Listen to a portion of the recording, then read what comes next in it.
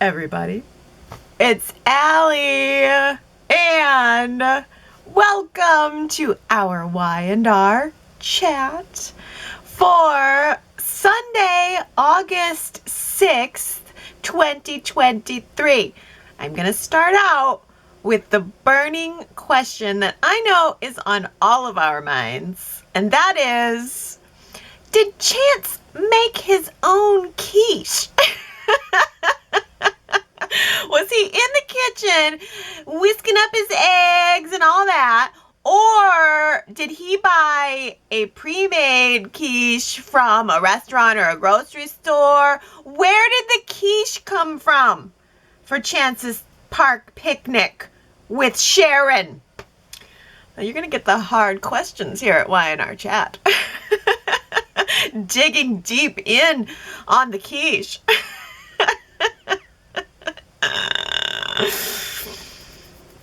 I think quiche is a terrible picnic food. Don't you think? I mean, quiche gets soggy really quickly. It's gonna be soggy by the time you sit down in the grass to eat it. So, I mean, it makes total sense to me that when Sharon was unavailable for Chance's impromptu park picnic, that he would need to sub Sharon out for summer so that the quiche didn't get mushy. You cannot eat mushy quiche. End of story. Oh, man. Can you even believe that we are suddenly getting more Chance and Summer just as soon as Chance and Sharon have slept together? And I think there's so much chemistry there, really, and so much to talk about. Summer is going through a divorce, and that's something that Chance knows all about. He's just been there. He's got advice to give. And I think that there's a lot of supportiveness happening there. And I think that Chance and Summer make a very cute couple, sitting there in the middle of the grass in the middle of the public park, bird watching. It's an American goldfinch. Right there, see? Duh. Are you telling me, Supergirl, you don't know what an American goldfinch is? He's a Boy Scout. It's adorable. I love Chance. I love it.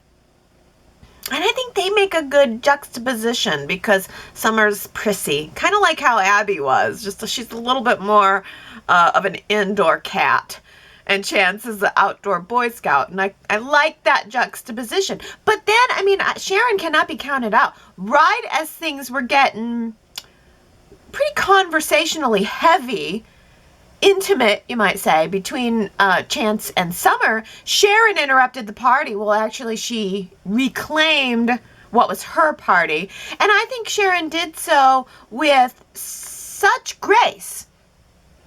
She could have been jealous. She could have been catty. But she instead invited Summer to stay. And Summer understood, though, that she was the third wheel. I think Summer was right getting to that moment where she was feeling bonded with Chance. And then Sharon came in and Summer completely snapped out of it, and Summer realized that she was the one on the outside, and she had that moment of kind of looking back at Chance and Sharon and maybe wishing that that was her date, wishing that that was her life, that she had someone like Chance to look forward to instead of all of the divorce messiness and ickiness that she has to look forward to in reality.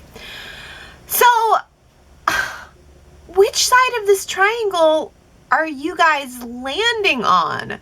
Who is the right match for Chance? Is it Summer or is it Sharon? Those are our options right now, so we might as well put a poll on it. Go to yrchat.com. Let me know who you think is the right woman for Chance right now. And I tell you, I'm having a little trouble with this one because I am surprised by how much I really felt the chemistry and the heat between Sharon and Chance in the previous weeks, because I really wasn't expecting to enjoy that as much as I did, but I think they made a phenomenal pair. But I also kind of wonder in the back of my mind if Sharon and Chance were just meant to be, for lack of a better term, sort of a wham bam, thank you ma'am, hot summer fun for the audience. And I just think Y&R was building up Chance and Summer before they were building up Chance and Sharon, weren't they? Or it seemed like the Sharon thing had died down and it had become more that Chance was spending time with Summer. And I just wonder if Chance and Summer is Y&R's long-term plan. And that, well, if Adam has anything to say about it, Sharon might end up back with Nick. Another burning question.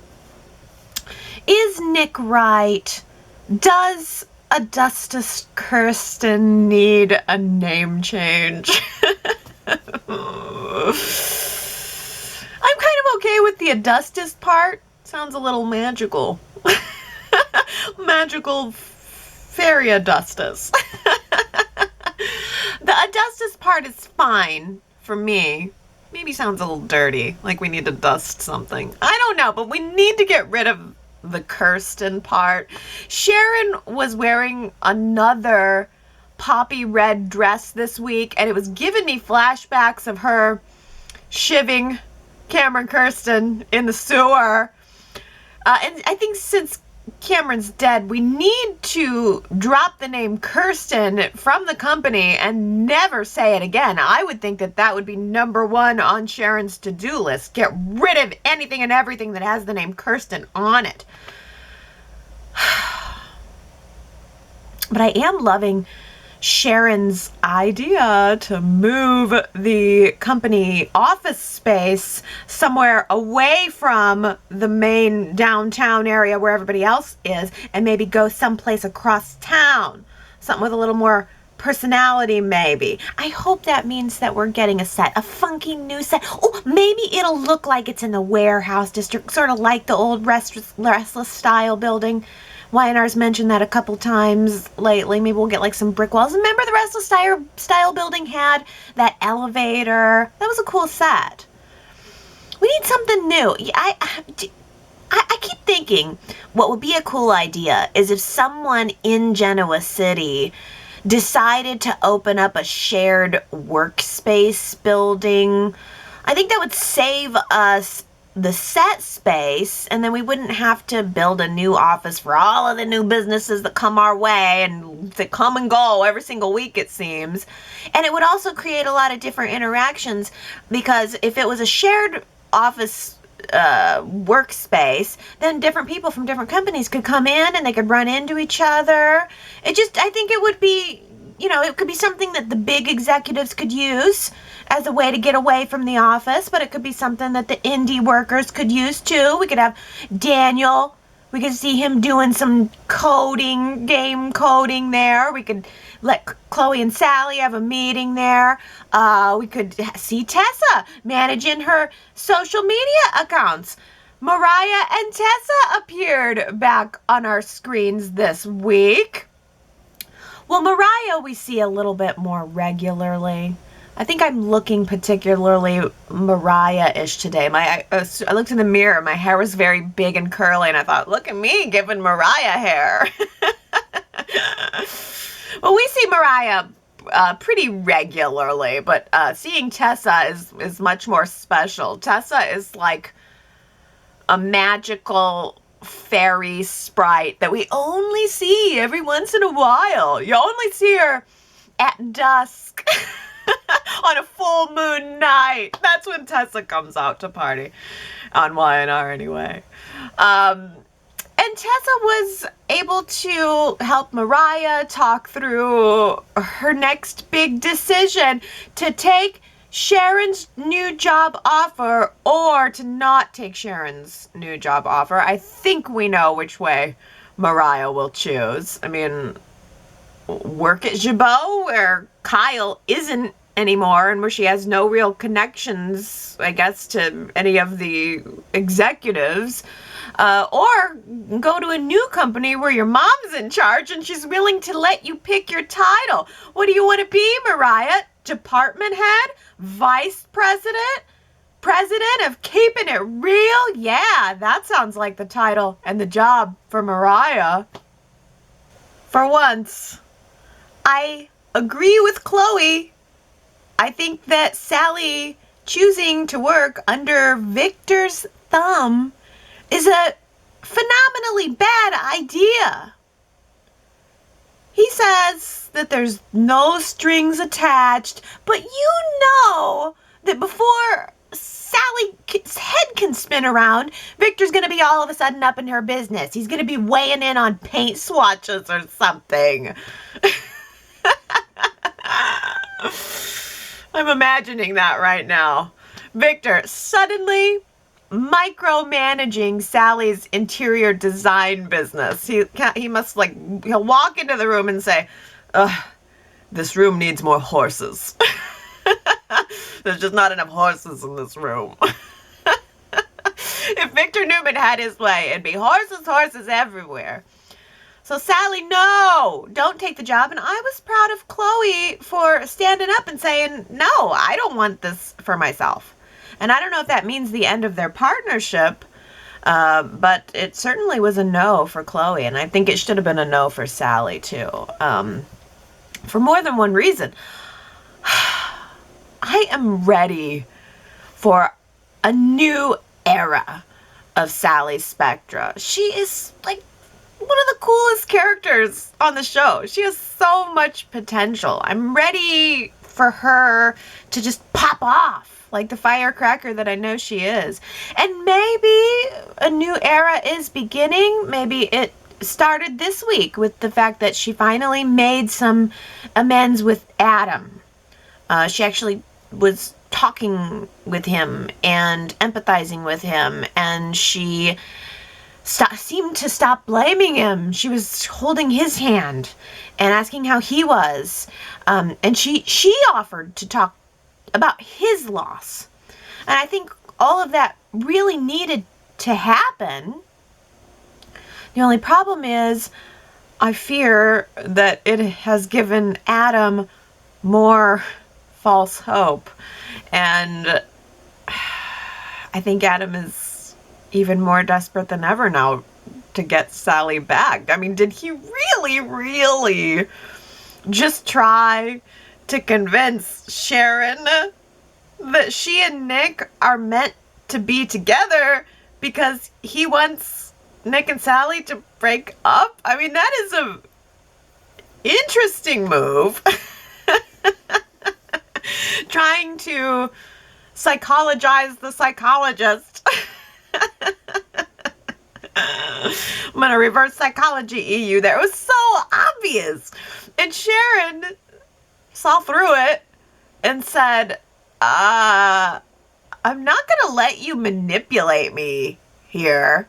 I asked how you were doing. I'm not going to let you try to use me and manipulate my feelings and my emotions just so that you can get what you want. It was a really bold but desperate move by Adam.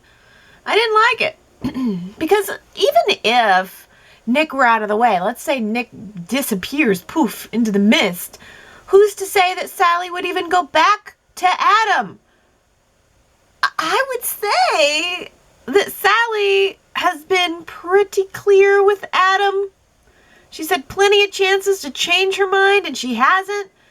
I mean, I'm just really not sure how much more clear Sally could be. She doesn't choose Adam. She doesn't choose you, Adam. Adam, just focus on your new job. And your dope new apartment, who you can take other ladies. You can bring other ladies to your dope new apartment who aren't Sally. Adam's new apartment is the most exciting thing to happen to Adam in a while. And there was no fanfare around it. I kind of would have liked to have seen some scenes of Adam looking at the place, trying to decide if it was right, and then plunking down the cash and buying it on the spot. But all right, hey, I got my wish. Adam has a place now. I'm so glad he has a place to entertain people and to hand him a beer, you know, or to sit down on that brown leather couch, or to, you know, entertain people being angry with him, knocking on the door. What was it, 504, apartment 504, knocking on Adam's door. And like I said, yeah, I would love to see him maybe take an available lady upstairs one of these days. This is good. This bodes well for Adam. An apartment, yes. And Phyllis brought him a housewarming cactus, which was nice. Something prickly. Perfect. He still had it. She brought him the cactus on Monday, and on Friday it was sitting there. It's low maintenance, Adam. You just have to give it a trickle of water each week. You can do it. You can do it. I have faith in you, Adam. You can keep the cactus. Let's make sure to be on cactus watch and see if the cactus stays. Let's see if the cactus survives. It's probably plastic. Oh. Yeah, Phyllis went there to Adam's new apartment because she wanted his help with finding some dirt on Tucker McCall to use against him so that he will stop using her dirt against her. And Adam said he'd think about it, but then the next day, he delivered. I mean, you cannot have your new company's IT whiz behind bars. So Adam delivered. Okay, so since Adam is in charge of the old McCall Unlimited, he has access to all of the records, and he was able to find some emails from Audra to Tucker, which imply that there was a cover-up of one of their music stars' scandals. This music star apparently had some statutory rape accusations, charges, or something. And so Tucker had Audra cover it all up until, I guess, the tour was over. They didn't want to have this bad press on the star while they were still trying to make some money. They didn't want any of the rape accusations to affect ticket sales. And so Audra covered it up and Tucker knew about it. That's not good, covering up rape charges. That's some bad karma, wouldn't you say, Tucker McCall? Not very zen at all.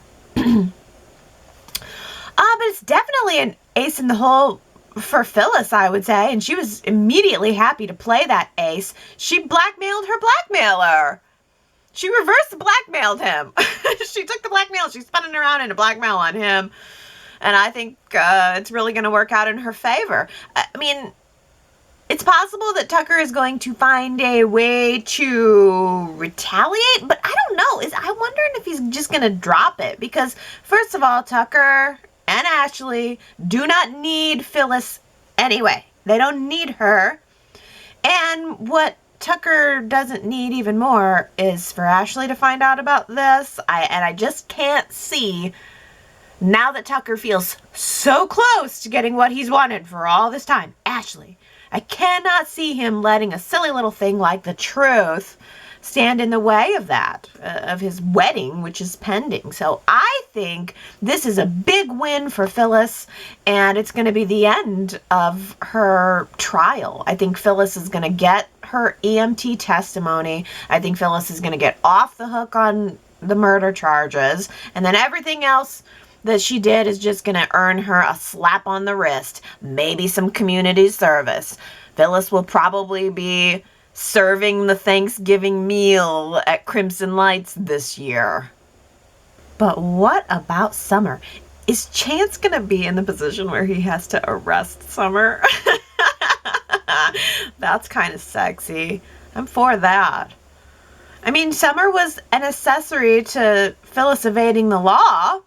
So, And it's been mentioned that charges should be brought upon her. So, well, Christine pulled the ultimate power move this week, and I was really impressed by this. Christine told Phyllis that if she confesses to everything, then Christine will drop all the charges against Summer. That's a great move. And Christine really wrenched it.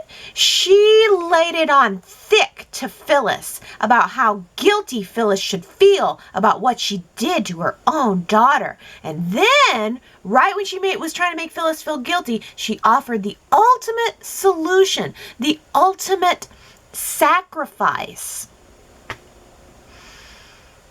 which Daniel, the voice of reason, told Phyllis that he should take that deal. She should do it. She should make amends. She should stop saying sorry and start taking responsibility. Imagine that. I loved everything Daniel said on Friday, directly to Phyllis's face and then repeating it to Lily, pretty much. Daniel has become the voice of reason. Phyllis says she's sorry. She really wants everyone to believe she's sorry, but she doesn't want to pay. She doesn't want to pay for it. Any of it. And I don't know, is it going to be necessary? Because if Phyllis is proven to have acted in self-defense, then I think all the other stuff is going to be washed away. And then wouldn't you assume that Summer's crimes would be washed away too? And plus, if Summer were going to be charged with anything, wouldn't her arrest have happened by now? Catherine has been gone for 10 years now. 10 years. And yet, when I see her on screen, in flashback, it still feels totally natural to me, almost like she never left. And it's just any old day of the week, any year, spin a wheel. It just felt like, oh, it's Catherine. I mean, because when Y&R showed the flashback of Devon and Catherine this week talking about Tucker, it literally took me a few long seconds before my brain registered it and went, oh, yeah, she's gone. And I guess that's because she is never really gone. She sort of always has this presence on the show, but it just really struck me. I just looked at her and I thought, oh, Catherine, and then I had to kind of jog myself out of it and go, oh yeah, she's gone. How long's she been gone? 10 years. That doesn't seem possible. But it's good to see her. It's always good to see her. Yeah. Well, Devon was kind of thinking about Tucker because Tucker had asked Devon to be his best man. And so Devon's revisiting that relationship and thinking about how close he really wants to be with his father. And it seems like they're getting closer. Devon and Tucker are getting closer as Ashley and Abby are growing apart. And Devon was encouraging Tucker to try to help mend that rift this week. Abby has had reservations about Ashley's wedding to Tucker all along. But unlike Ashley, Abby chose to put her problems with Tucker aside, put her skepticism toward Tucker aside, and Abby chose to support her mother's right to make her own personal life decision, which is what Ashley should have done with Jack. Abby offered even to let Ashley use the chance manch for her wedding. Abby tried to go all in on the wedding planning. She even put together a little book. Like, she wanted to use this as a way to bond with her mother. But then Abby realized that she was putting in more effort than Ashley was. And I really loved the moment when Abby realized that, oh, maybe it's not Tucker who is fueling this family feud. It's Ashley. It's all Ashley can think about.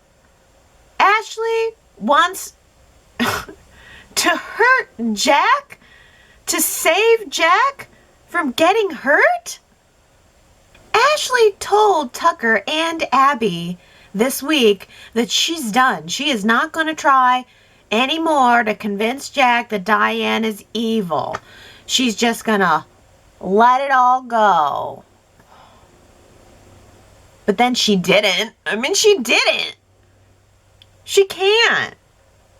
It is an obsession at this point, and I don't believe her at all when she says she's letting it go.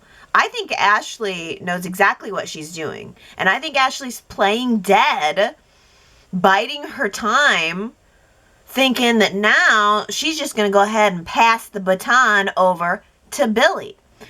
Ashley told Billy this week that what her plan is to just wait until Diane screws up the company, screws something up at Jabot, and then it's going to be so bad that Ashley's just going to swoop in and buy it. And if Billy can just go ahead and help that along a little bit, then boy, won't he be the family hero.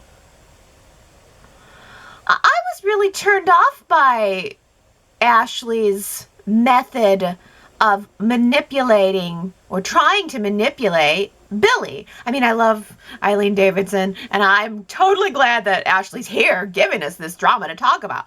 But the way that Ashley was using Billy's innate insecurities about being the outsider Abbott, kind of pumping him up, making him think that, oh, well, if you do this, then you could be the hero of the family. You, the outsider Abbott, could be the one to save our family's company and do my dirty work. It just made me sad. And I felt for Billy. I can understand Ashley feeling pushed out by Diane's presence. Ashley said something this week like, look at Diane. She's the queen of my father's house, and someday she's going to be the co-CEO of my father's company. I get that. I can completely see why Ashley feels threatened. But she has handled it in all the wrong ways, and I do think she knows that. But now she's pulling Billy into it.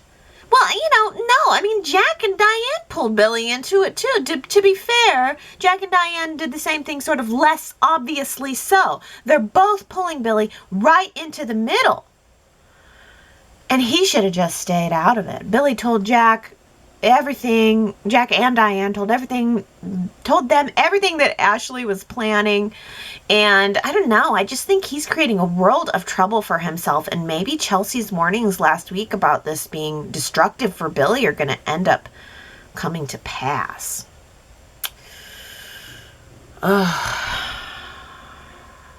Can't Jack and Diane just be happy? I'm pro Jack and Diane. The marital bliss is pretty short-lived, though, because then also there's all the drama in their son's life. Summer told Kyle's parents this week about how he's sleeping with Audra. I'm just waiting for Kyle to get a really big finger wag from mom and dad about that one. Behind door number 1 is a bowl of fruit. Behind door number 2 is a fake potted plant. Or behind door number 3 is a beautiful, alluring naked woman. Daniel Romalotti, which do you choose?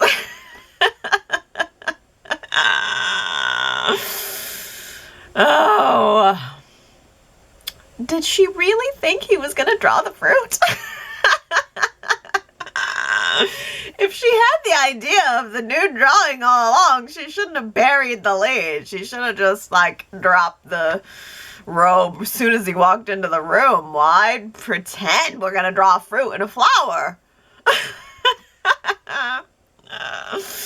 Oh my gosh, that was a really fun scene. A highlight of the week for sure.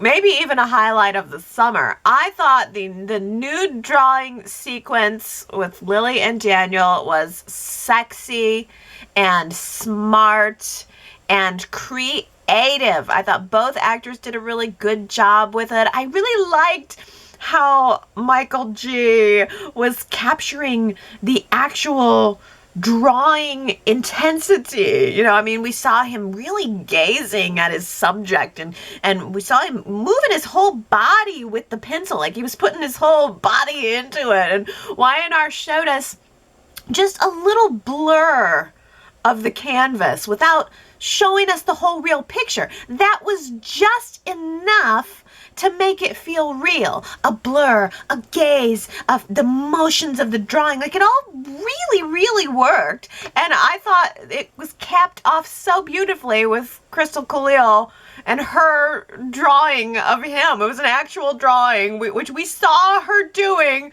and then she turned it around and showed us it was a stick figure. Laying on the bed. And did you see those muscles? She actually drew the bed, the pillows, the stick figure, and then little bumps on the arms. If you want to see it, go to yrchat.com. I got the screen cap. I loved it. I thought it was funny and sexy. I think Daniel and Lily are smooth like graphite. I am starting to wish that Nate would just make everyone's dream come true, everyone's prediction come true, and just do something bad. Something real bad. Something more bad than a fair in this town. So much bluster. This week, Nikki smacked him down at the office, and then she invited him out to lunch so that she could smack him down some more. And then they went back to the office for some more smacking down. How much smacking down does one person need? Nate has become the new Adam, the town's whipping boy. Nobody has any problem letting you know exactly what they think of you, and all for the outrageous sin of cheating. In this town, cheating is a requirement. Come on. The Lily and Devon stuff is old news. And he wasn't successful with the corporate espionage anyway. He just thought about doing something bad. Same thing as Adam. Adam thought about doing something bad, and Victor kicked him out of Newman Media, or took Newman Media away. Nate thought about doing something bad to the family company, and he'll never live it down. In my mind, the only person who has current license to be mad at Nate is Elena. And the time is also running out on that too, because she also cheated. People who live in glass houses only can throw stones for a couple of months, and then it's time to move on. How can Elena tell Nate that she might be the one who's going to light the match that burns him to the ground when she did the same thing to Devon with Nate? Okay, Elena, I get that you're mad. You have a right to be mad, but your horse is a little high.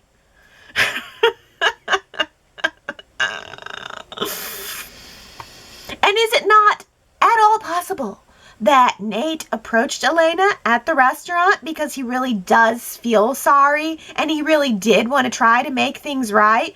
No, surely not. She has a right to tell him, don't talk to me, stay away from me, sure. Okay, message received.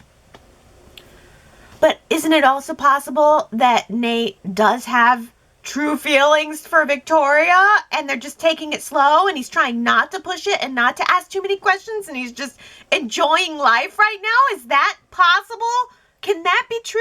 Surely not. Can't be. He must be planning someone. Is there anyone else in this town who might like to give Nate their opinion about it all? Anyone? Anyone? Mrs. Martinez, if you want to speak up, now's your chance. Sometimes the best way out is forward. How about that little piece of advice from Chance last week? That was our quote from last week. Chance was giving Summer that advice last week. He was giving her a ton more advice this week. I think he's really got a lot to say. That Chance is really stepping up. He's becoming a good friend, a good boyfriend, and a real babe, if you ask me. Oh, boy. Congratulations to everybody who guessed Chance last week. That's Henry, Nancy, T-Nicole, Michelle, Daisy, Ron, Francie, Wonderful Wendy, Brittany, Sam, Victoria, and good old Marky. You guys guessed it right. Here is our new quote for the week. Who said it? The house always wins. The house always wins. If you think you know who said it, go to yrchat.com, leave your guess, and if you get it right, I will give you your shout out during next week's Y&R Chat. Well, here, after this week's quote, seems like the perfect place to give a birthday shout out to the king of quotes. You know who I'm talking about, and that's Henry. Henry's birthday is on August 9th. Happy early birthday, Henry. I don't think you have ever missed a quote. I don't even think it's possible. Your streak is amazing. You know what I think that says about you is you're probably just a very good listener. You're probably a good friend, good listener. Because, I mean, you get the answer right away. Every week, like you're the first person who gets it, and it's always right. So, you should be very proud of that. It's a good badge of honor here at Y&R Chat. You're legendary. Oh, happy birthday, Henry. Also this week, Brittany has a birthday on August 6th. She said she's going to be, it's today. So she said she was going to be listening to Y&R Chat on her birthday in anticipation of the birthday shout out. I hope it is everything you've dreamed of. Here's a birthday cake with icing on top of it from all the Y&R chatters. We'll cram 50 candles onto it for Y&R's 50 wonderful years, and we'll let you blow it out. And no, we'll all blow it out in unison, Brittany. Happy birthday, Brittany.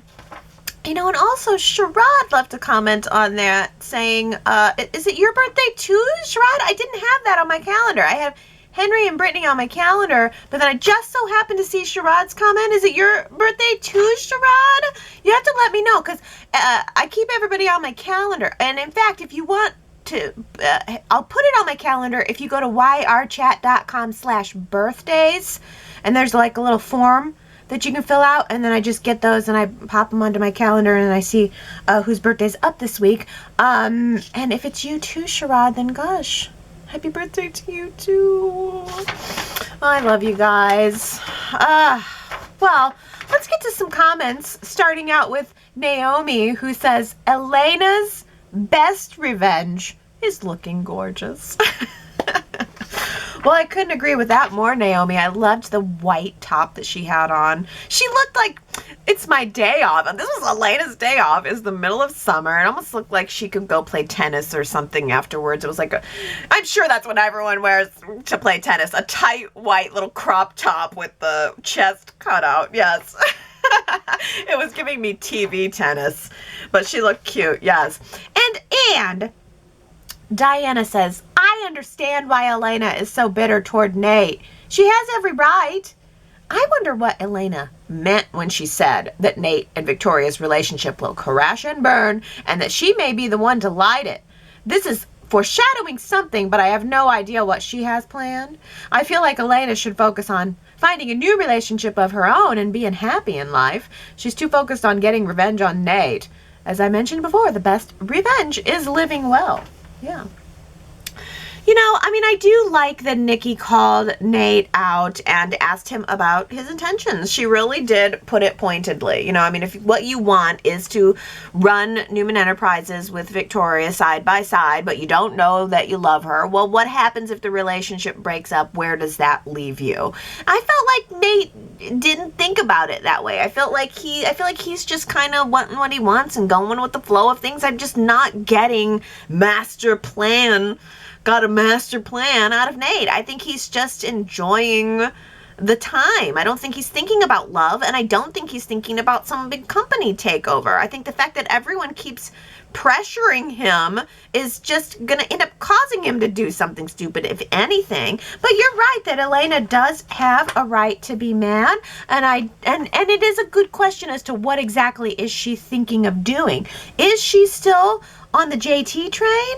Is there any chance she's going to still try to bring him back to, I don't know, woo Victoria away? Same thing Adam kind of wants to do, hoping that somebody else comes in between somebody else so that I might benefit. Well, really, I think you're right, Diana, that the best revenge is living well, and I'd like to see Elena hook up with someone new. Who will it be? We don't have any single guys in this town. We need a new guy.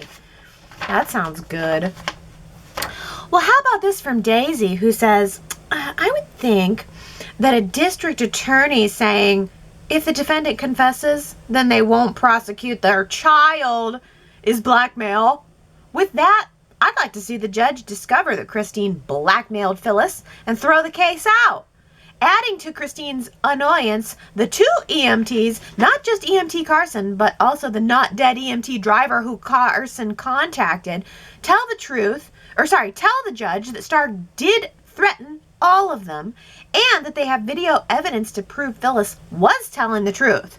Phyllis then goes free, well, except for worrying about what Tucker might do to her, that is.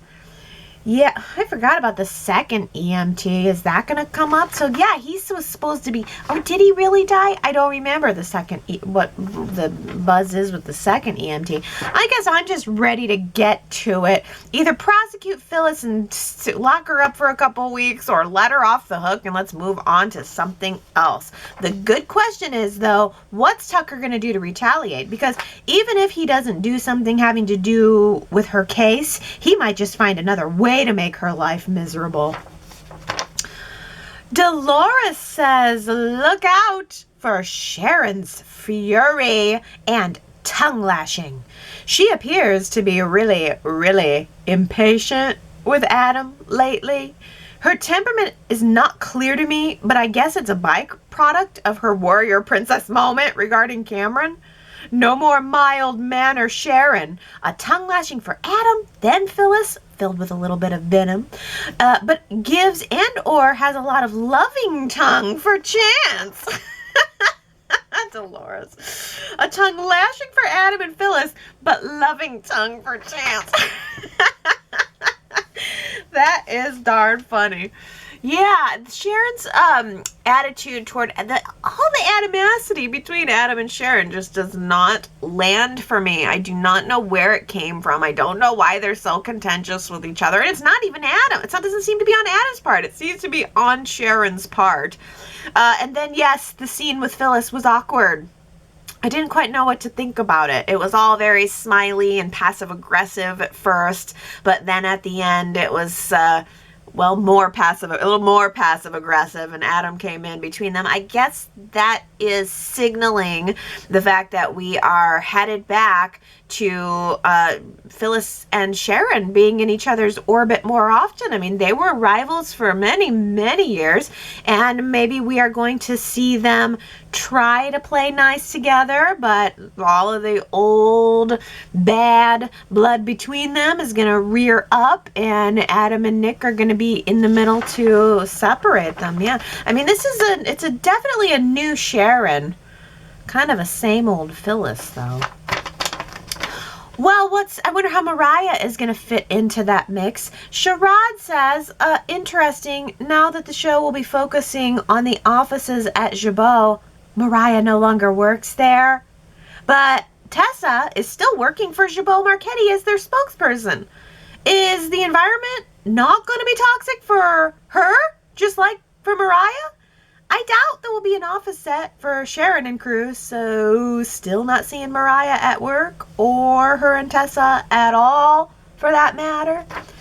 Sherrod, I didn't even think of that. Tessa's still the spokesmodel for Marchetti. So all of the argument about the toxic work environment and why Mariah should quit, nobody related that to Tessa. And Sharon didn't offer Tessa a job. Why is that? I'll tell you, I think what Y&R really could use right now is Tessa. Tessa is hip and cool and fresh for summer. And I think this show really could use a Tessa boost. I mean, why don't they have her on more often? That is the question. She's exactly what the show needs.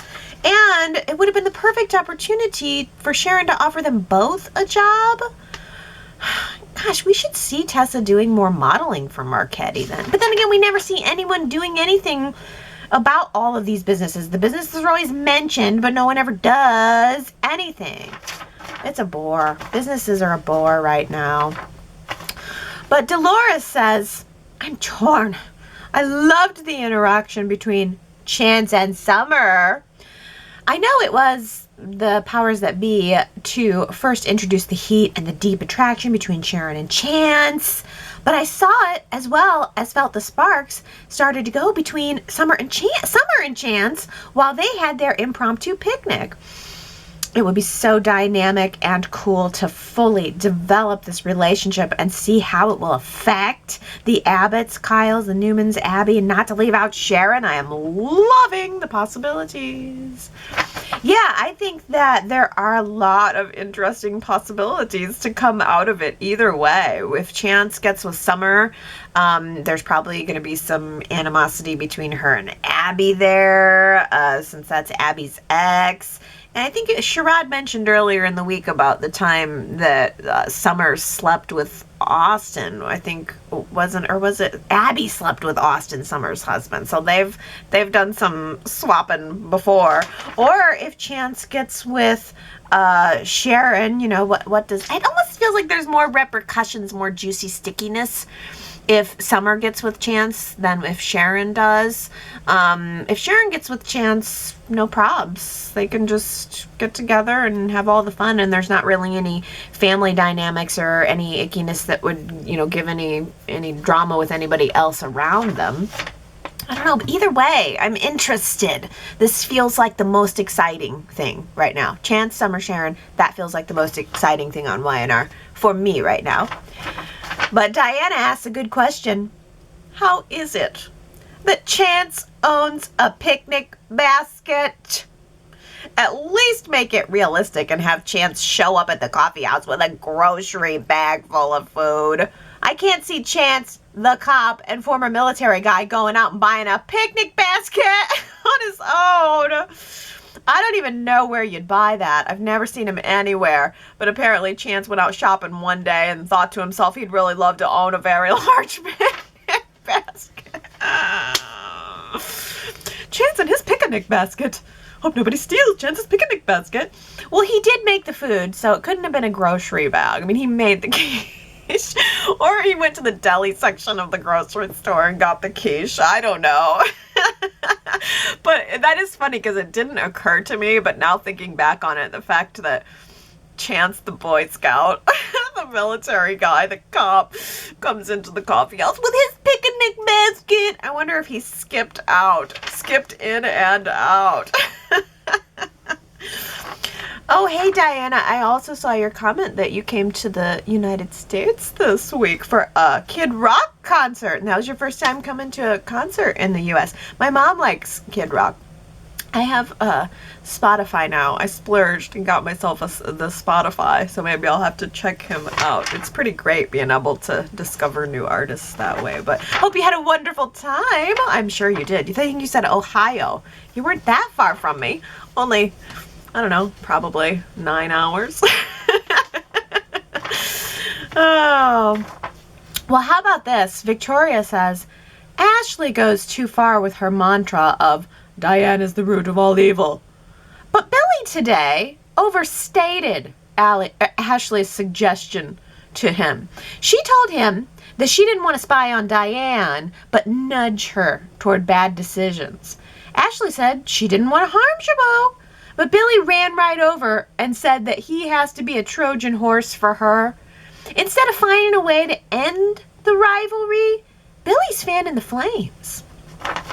Victoria, this is a great point, and I don't think I picked up on that. That's very interesting. Just as Ashley was turning down the dial, Billy was turning it up. Yeah, I think Ashley just thinks she's going to pass the torch right on over to Billy, and it's maybe working.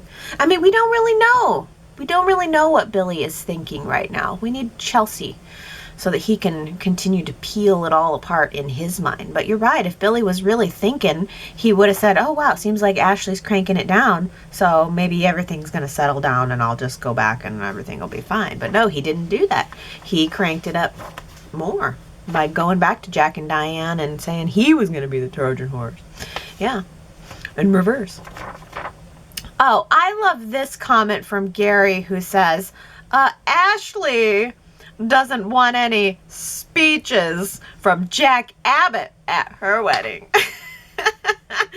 I'm so glad you mentioned that, because it was that one little line. I heard it but I didn't write it down, and I wouldn't have mentioned it otherwise. But that was such a great moment. Ashley and Abby talking about the wedding, and she was like, ugh, I don't want any speeches from Jack. Can you imagine? And it's just so ironic and classic, and it's like the writers knew that's what Jack does. Jack goes to weddings and he waxes sentimental and he gives his speeches. I mean, Jack gives a speech at the drop of the hat. So for Ashley to say that, to call it out, is really a little bit of an Easter egg for the fans, and I love it. Well, Ellen says, so Diane is an Abbott now. Jabot being successful means more money and prestige for Diane, Kyle, and Harrison, even leaving Jack out for the skeptics who don't believe her feelings for him are sincere.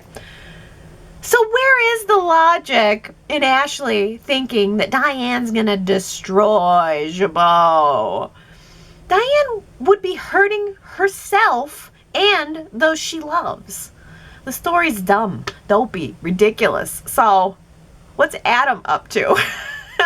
Let me see more of that. Are they actually thinking of an Adam-Phyllis connection? I am flummoxed and surprised at that concept. Do you think Adam and Phyllis? Now that would be amazing. I mean, Adam and Phyllis would like rock my face off. That would be really cool. But I love your overall point. I don't see Diane as manipulating. I just don't see any evidence of it. I mean, anybody, anytime, yes, you could make the argument that, sure, somewhere there, but it's not where the story is right now. The story isn't there right now. Diane hasn't done anything.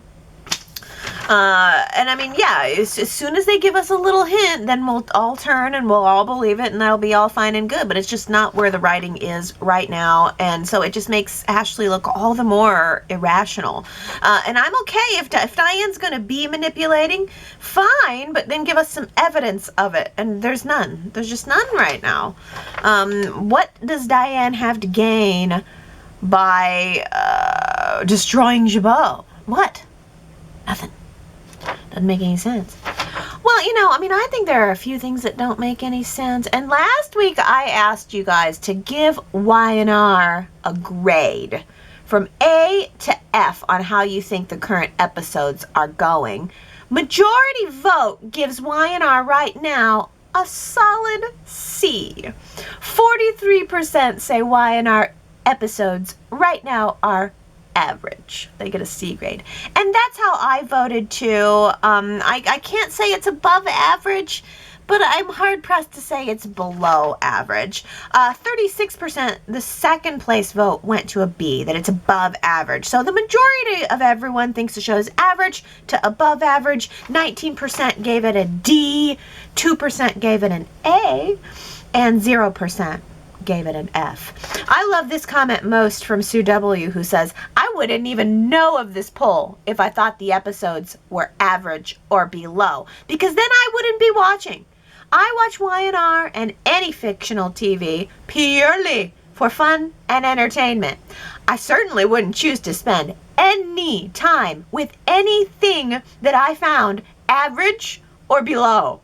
Annoying, disappointing, negative, negative, negative. Heck no. And I feel no loyalty to a made-up world, even one I've watched for decades. If I don't enjoy it, and anything that makes me complain or just settle for is not what I consider enjoyable. The day Y&R is not a positive for me, off it goes. So my vote is very good with an extra very, but no ceiling ever for the excellence bar. That's my favorite comment, Sue. Because you're absolutely right. The day Y&R is no fun is the day it needs to go off. I think a lot of us feel loyalty to Y&R and do probably continue watching it even during the periods where it is average or below average. And like I said, I voted average. I don't think it's very good right now. And I kind of wonder if a lot of that is due to the writing. It's kind of funny. I was talking last week about, well, gee, is the writers' strike finally hitting us? What's going on with that? And then I saw several people make a similar comment to what Kamna said this week, which is, I don't think the writers' strike is to blame for the fragmented storytelling and the odd storylines. It's Josh Griffiths. He took over the writing in the late spring when they fired a bunch of head writers. Yeah, you know, I forgot about that, but I think you're absolutely right. I still will watch Y&R at average. I mean, considering it's been 30 years, I still appreciate Y&R even as average, meaning it's just sort of how it always is. But I definitely don't think we're hitting the, I don't feel that we're hitting an above average bar. I think some of the storylines do feel odd and disjointed, and I've seen a couple people make the point that it's maybe not so much, it's not related to a writer's strike, but maybe it's because we only have one writer right now. It sounds like they had a staff. I mean, there was a full staff of writers, and then all of a sudden they're gone, and now it's one guy writing the whole thing. That doesn't make any sense. That doesn't seem very good for diversity at the very least. I mean, you know, the amount of ideas that one single person could come up with would, I would think, be limited. Having multiple minds going into the writing would, I think, create a fuller show that had more nuance to it. So I'm curious about that. Why did we fire a bunch of writers exactly? I missed that. Is it something that did Josh Griffith want to be the only writer, or is this something that was forced upon him? I mean, is this something that was maybe a budget cut and he's being forced to just do it all? Is it like Nick when Victoria fired him, or when Victoria gave him a leave of absence and then she disbanded the whole team? Is that what happened to Josh? Did he get his team disbanded? Because I feel like I'm feeling something off. Some of the stories just don't feel totally as fluid as they were, and I think we need to get some different writers back. It's good to have maybe a little more variety, a variety of minds contributing to the show. So yeah, and I think that's probably what prompted last week's poll. I was wondering if other people felt that the show was a little off, something a little bit off, but certainly not unenjoyable. Well, I'll tell you what would be enjoyable, and that is if Gary could give us the answer to the question that he asks this week. Gary says, has anybody heard anything about the Gloria Bardwell case? That, if we could get an update on Gloria, that was what would skyrocket me up to a given Y&R a B. What is the answer to that question, and can we get it? Has anyone heard anything about the status of the Gloria Bardwell case? Where was she? She got into some trouble in Singapore? Can somebody do a little research and let us know where Gloria is and if she's okay? Is she in some kind of prison right now? We need to know these answers. Oh boy, okay. Well, I'm hungry. All that chatting made me hungry, so I'm gonna get going. Your turn. Go to yrchat.com. Let me know what you're thinking about the show this week. Let me know what you're thinking about the chat this week. And come back next Sunday and we'll do it all over again. I love you guys and I hope you have a really good week. I'll see you next time. Bye!